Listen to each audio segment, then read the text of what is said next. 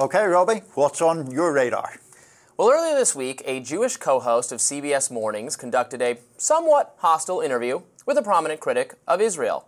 Now, there shouldn't be anything particularly notable about this. It is, after all, the job of journalists to ask probing questions and for skilled thinkers to address them. And yet, the episode has produced a meltdown, a total ongoing meltdown at CBS, with some staffers apparently demanding that the network take action to punish the interviewer. And they seem to have gotten their way, at least up until a point. The host, Tony Dokoupil, had to meet with the network's standards and practices team, as well as its race and culture unit, according to the New York Times. Now, during an internal staff conversation that was leaked to the Free Press and other news outlets, network executives asserted that Dokoupil had failed to meet editorial standards. CBS even planned to invite a mental health expert, DEI strategist, and trauma trainer to attend the staff conversation and offer guidance. Oh, goody. Now, these plans were scrapped after drawing widespread and well-deserved ridicule on social media.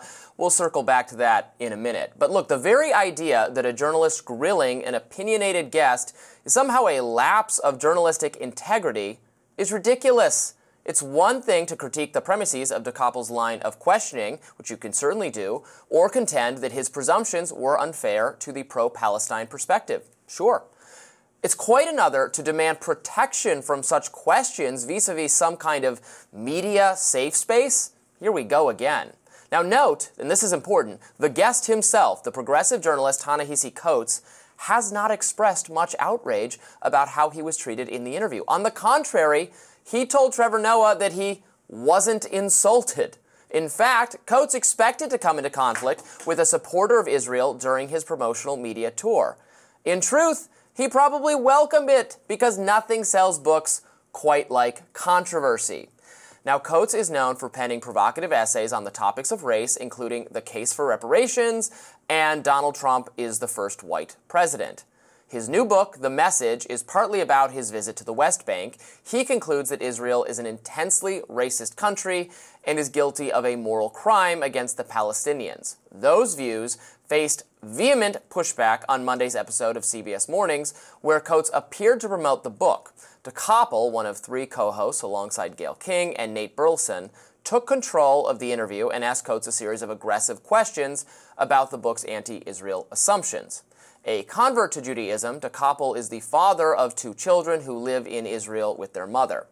He said the content of that section, he's talking to Coats and referring to part of the book that does concern Israel, he says would not be out of place in the backpack of an extremist. Later, Dokoupil asked Coats what bothered him about the existence of a Jewish state. Coats took these questions in stride. He asserted that he was opposed to any nation granting preferential treatment based on ethnicity or religious identity, and he described Israel as an apartheid state. When asked about the Palestinians' culpability in violence against Israel, he replied that Israel's reactions in Gaza and the West Bank were morally illegitimate. Coats said, "I am against a state that discriminates against people on the basis of ethnicity. There is nothing the Palestinians could do that would make that okay for me." Coats also contended that pro-Israel voices have no problem getting their views out in the media, whereas Palestinian sympathizers are underrepresented. Let's watch some of the interview. I have to say, when I read the book, I imagine if I took your name out of it, took away the awards and the acclaim, took the cover off the book, the publishing house goes away, the content of that section would not be out of place in the backpack of an extremist. And so then I found myself wondering, why does Ta-Nehisi Coats, who I've known for a long time, read his work for a long time, very talented, smart guy, leave out so much? Why leave out that Israel is surrounded by countries that want to eliminate it? Why leave out that Israel deals with terror groups that want to eliminate it? Why not detail anything of the first and the second intifada, the cafe bombings, the bus bombings, the little kids blown to bits?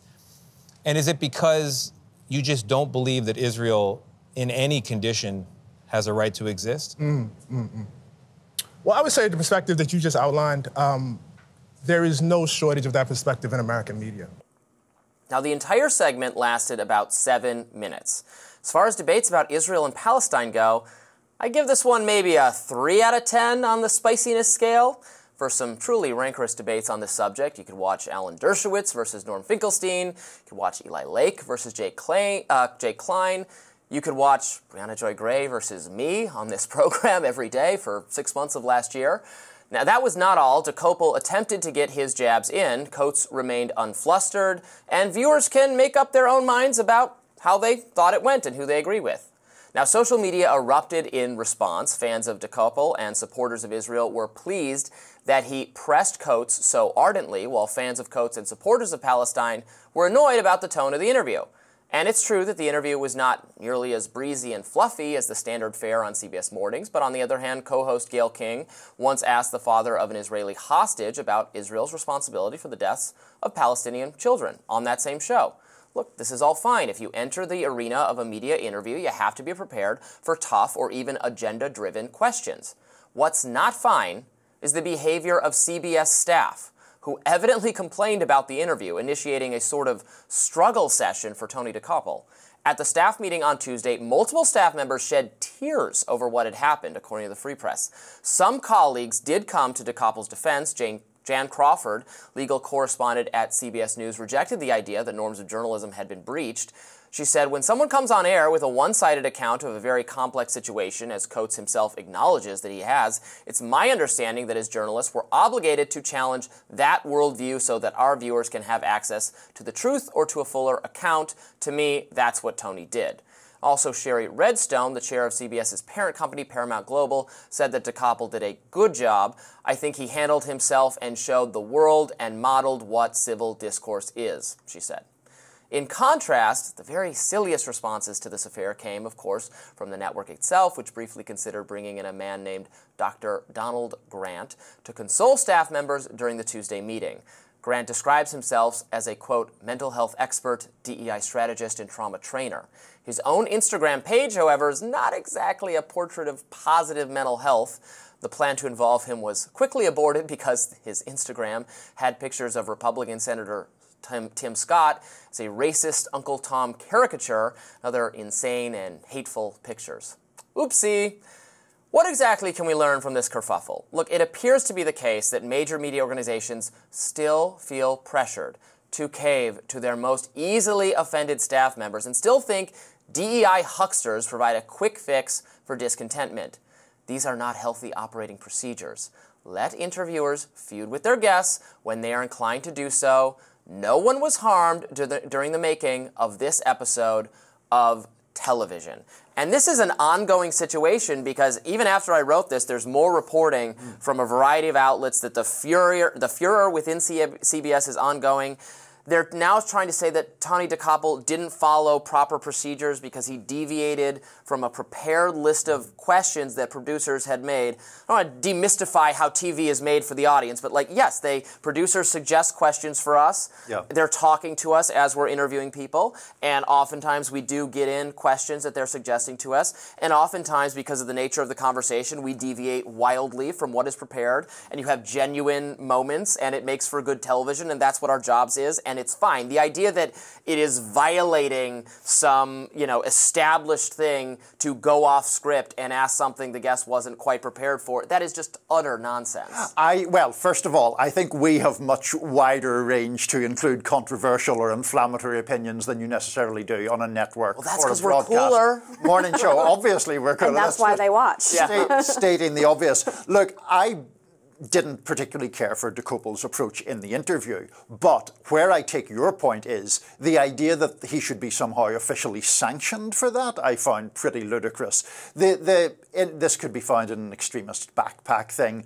I thought that was kind of a snide question, but look, I've been in contentious interviews as the interviewer. I'm sure some people thought my questions were snide on occasion. That's fine, and let it play out. I actually noted that a lot of people thought the interview overall played into Ta-Nehisi Coats' overall point, which was that the basic assumptions that underpin the pro-Israel case are very well heard and often dominant ones. In and Coats wasn't unhappy Not with at all. the line of questioning. I thought he handled himself very well, and he's going to sell more books because of this. And I'm sure he anticipated that at least one of the interviews he was doing promoting the book was going to be this way and was clearly prepared for it. So, I mean, good on him. And I wrote like a whole book about this topic. I encourage people to check it out if you're interested. It's called The Snowflakes Revolt, but it is about the exportation of the campus safe space culture into American media, where you have these low-level staffers who believe that it's their job to advance a narrative rather than to seek truth and abide by journalistic principles, which would mean being curious and exploring different perspectives.